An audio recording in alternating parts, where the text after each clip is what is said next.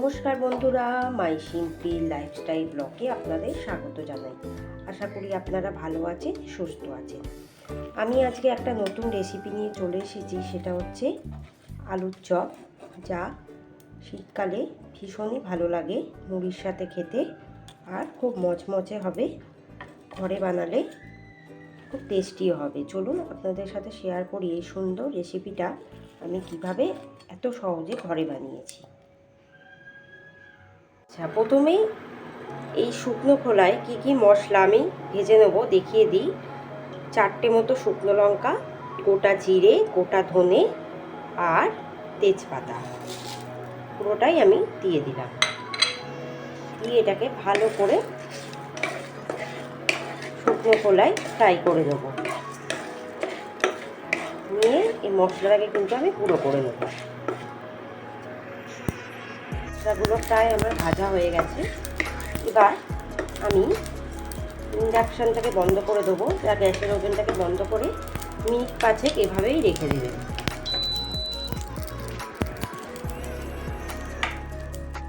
তারপর গুঁড়ো করে নেবেন। মশলার পেস্টটা কিন্তু রেডি বা গুঁড়ো হয়ে গেছে। এবার এই পাত্রে আমি কিন্তু ঢেলে রাখবো।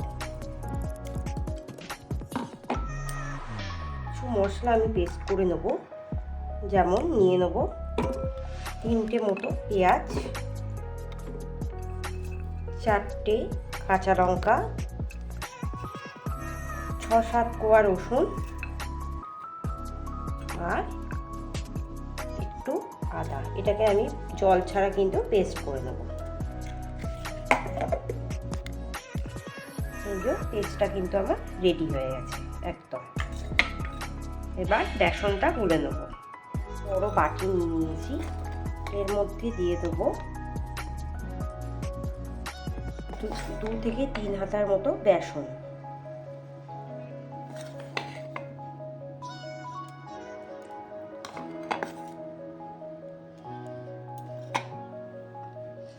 দিয়ে দেবো 1 চামচ মতো হলুদ গুঁড়ো, 1 চামচ লঙ্কার গুঁড়ো,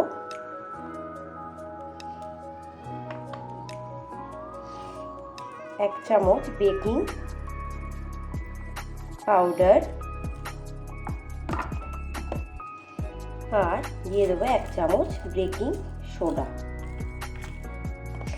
দিয়ে এটাকে ভালো করে আমি কিন্তু গুলিয়ে নেবো। আগে প্রথমে ভালো করে এটাকে মিশিয়ে নেবো।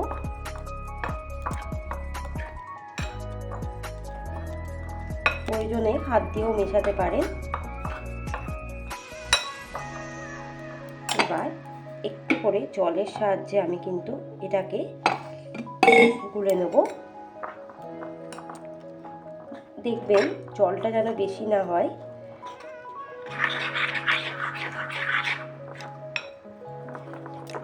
একটুখানি আঁটভাবে গুলতে হবে, খুব বেশি আঁট না হয়ে যায়, আবার খুব বেশি পাতলাও না হয়ে যায়। আর দিয়ে দেবো গোলার সময় 1 চামচ মতো ভাজা মশলা।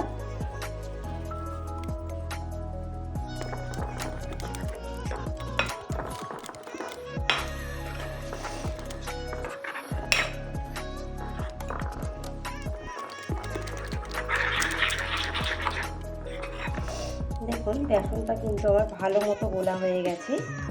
একদম খুব আঁটো হয়নি, আবার খুব পাতলাও হয়ে যায়নি।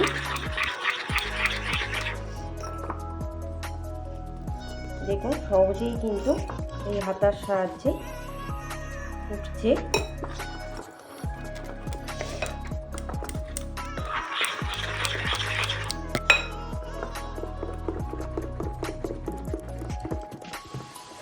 এটাকে 8 ঘন্টা আমি কিন্তু রুম টেম্পারেচারে রেখে দেবো। 4টে খোসা সমেত আলু, এই খোসা সমেত আলুটাকেই আমি কিন্তু এই গ্লাসের পেছন দিয়ে ঠেসে নেব। দোকানে দেখবেন খোসা শুদ্ধ কিন্তু আলুর চপ হয়। আপনারা প্রয়োজনে চাইলে কিন্তু খোসাটা ছাড়িয়ে নিতে পারেন। খোসা সমেত করলে কিন্তু আলুর চপ টেস্টটা কিন্তু বাড়ে। এই গ্লাসের পেছন দিয়ে দিয়ে আপনারা কি করবেন, এটাকে ভালো করে স্ম্যাশ করে দেবেন। ঠিক এভাবে।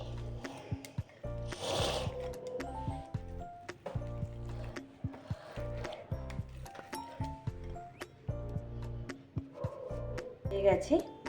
এবার বেসনের মধ্যে আমি কিন্তু নুনটা অ্যাড করব, করে আবারও ভালো করে এটাকে ফেটিয়ে নেব। এবার আলুর পুরটা চলুন রেডি করে নিই। কড়াই দিয়ে দেবো 1 চামচ মতো সর্ষের তেল,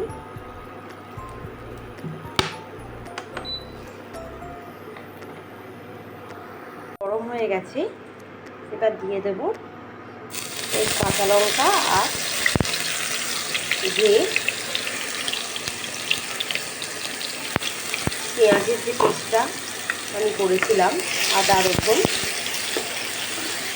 সেইটা পুরোটা। আপনারা চাইলে কিন্তু এই আদা রসুন এর পেস্টটাকে অ্যাভয়েড করতে পারেন, কোনো অসুবিধা নেই। ভালো করে মশলাটা ভেজে নেবেন। নেওয়ার পর দিয়ে দেবেন 1 চামচ মতো নুন,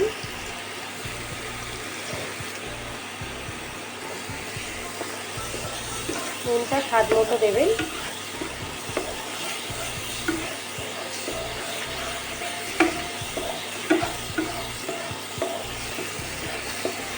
মশলাটা ভাজা হয়ে গেছে।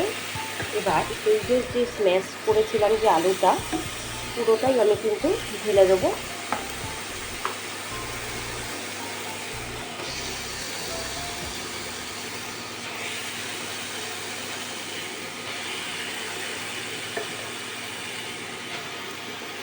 এই আলুর পুরটা যদি কড়ায় একবার নেড়ে নেন তাহলে কিন্তু এর টেস্ট আরও ভালো হয়।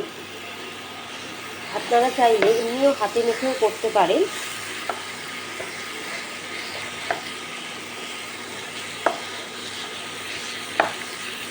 কিন্তু কড়াই নেড়ে নিলে টেস্টটা কিন্তু কিছুটা বেড়ে যায়। এবার যে মশলার পেস্টটা করেছিলাম, এই যে মশলার পেস্টটা পুরোটা ঢেলে দেবো। দিয়ে দেবো টমেটো, এই ধনেপাতা। টমেটো চাইলে আপনারা টমেটো দিতেই পারেন।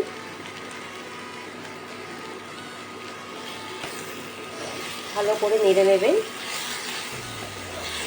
আলুটাকে এভাবে। কিন্তু পুরটা একদম রেডি হয়ে গেছে। এবার নামিয়ে আমি কিন্তু আলুর চপগুলো করে নেব।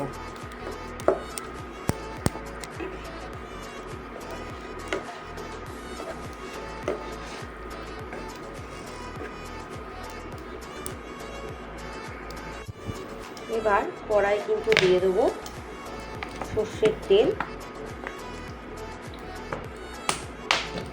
এটা একটু 2 ঘন্টা সর্ষের তেলে ভাজতে হবে, তাই 2 কাপ মতো সর্ষের তেল আমি এখানে দিয়ে দিলাম। ওই জন্য আপনারা চাইলে সাদা তেলেও ভাজতে পারেন। আগে প্রথমে ভালো করে এটাকে একবার মেখে নিতে পারেন হাত দিয়ে, তাহলে ভালো হবে। আর একটু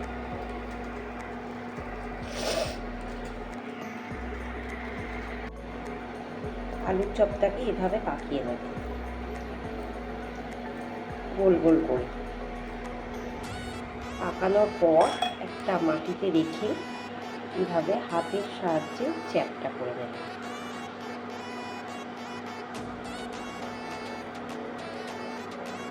দেখুন এইগুলো চ্যাপটা হয়ে গেল। এবার এই যে ব্যাটার আছে, ব্যাটারে চুবিয়ে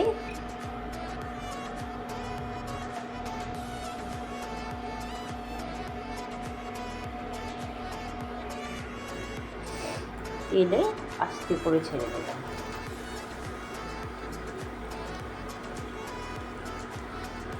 আপনারা যে কোনো শেপ দিতে পারেন, কোনো অসুবিধা নেই।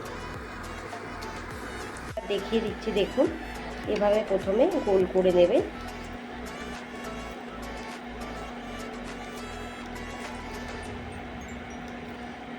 গোল করার পর এভাবে স্ল্যাপে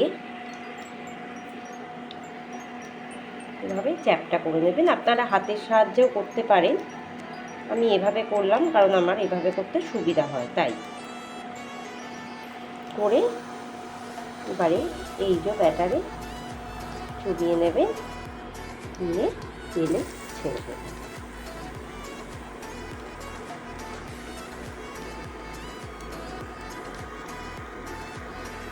কিন্তু অপর পিঠটা উল্টাবেন।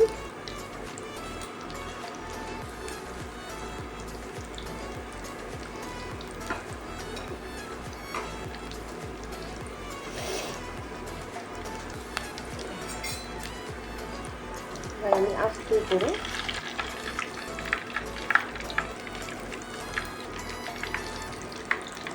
উল্টে দেবো।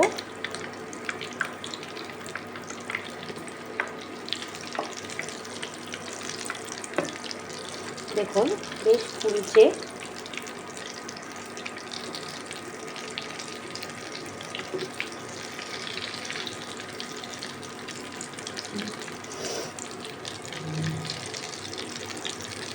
এভাবে বাকিগুলো কিন্তু ভেজে নেব। যদি আমার এই রেসিপিটা ভালো লাগে অবশ্যই আমাকে কমেন্টে জানাবেন, আর বেল আইকনে ক্লিক করে রাখবেন যাতে ভিডিও ছাড়ার সাথে সাথে আপনাদের কাছে পৌঁছে যায়। আর আমার এই সুন্দর আলুর চপের রেসিপিটা কেমন লাগলো অবশ্যই কিন্তু আমাকে জানাতে ভুলবেন না। ভালো থাকবেন, সুস্থ থাকবেন, আর আমার চ্যানেলে কিন্তু চোখ রাখবেন অবশ্যই। আমি আবার নতুন রেসিপি নিয়ে আপনাদের কাছে হাজির হয়ে যাব। আপনারা যে কোনো শেপে কিন্তু করতে পারেন। এই যখন দেখিয়ে দিই কত সুন্দর হয়েছে, মুচমুচেও হবে আলুর চপগুলো দোকানের মতো। তাই খেতে ইচ্ছা হলে কিন্তু বাড়িতেই বানিয়ে নেবেন এভাবে আমার রেসিপি ফলো করে। বাকিগুলোও কিন্তু আমি এভাবেই ভেজে নেব।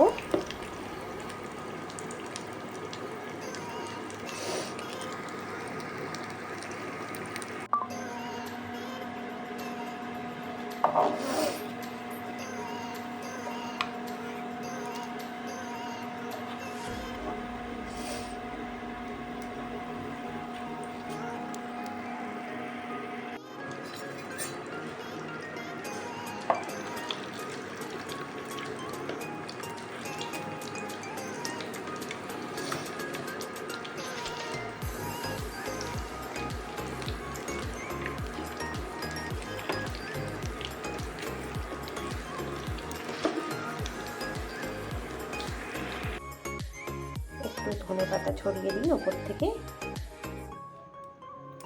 আর বাঙালির পাতে তো কাঁচা লঙ্কা খুবই ভালো লাগে, কাঁচা লঙ্কা দিয়ে মুড়ির সাথে মেখে খান এই বিখ্যাত দোকানের মতো আলুর চপ।